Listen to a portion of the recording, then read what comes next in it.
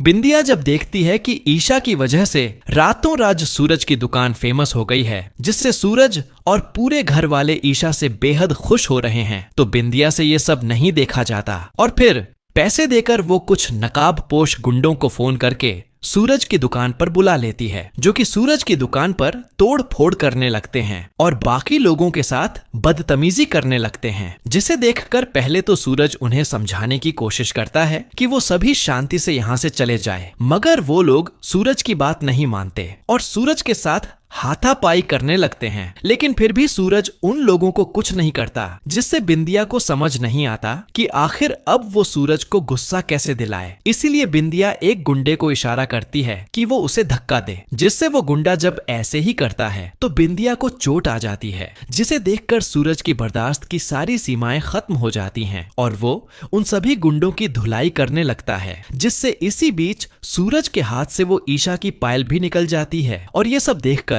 बिंदिया को काफी खुशी होती है कि सूरज ईशा की बात भूलकर फिर से गुंडागर्दी पर उतर आया। तो वहीं सूरज का ये रूप देखकर सूरज की दुकान पर आए ग्राहक भी चले जाते हैं, जिसे देखकर सूरज को काफी पछतावा होने लगता है और वो सिर पर हाथ रखकर रोने लगता है। तो वहीं ईशा सूरज को जब इस बात की बधाई देने के लिए उसकी दुकान पर पहुंचती है कि सोशल मीडिया पर वो फेमस हो गया, तो वहां का नजारा देखकर ईशा के पैरों तले जमीन खिसक जाती है और उसे समझ नहीं आता कि आखिर ये सब कैसे हो गया। इसलिए जब ईशा सूरज से इस बारे में पूछती है तो सूरज कहता है कि उसके गुस्से की वजह से सब बर्बाद हो गया और ईशा की मेहनत मिट्टी में मिल गई, जिससे ईशा सूरज को संभालती है और बिंदिया से पूछती है कि क्या हुआ था, जिस पर बिंदिया भोली बनने का नाटक करते हुए ईशा को बताती है कि कुछ गुंडे आए और सूरज की दुकान में तोड़ फोड़ करने लगे। इसलिए सूरज भी खुद को नहीं रोक पाया और उनके साथ झगड़ा करने लगा, जिसे सुनकर ईशा को एक बड़ा झटका लगता है और वो सूरज से कहती है कि कोई बात नहीं, इसमें सूरज की कोई गलती नहीं थी, इसलिए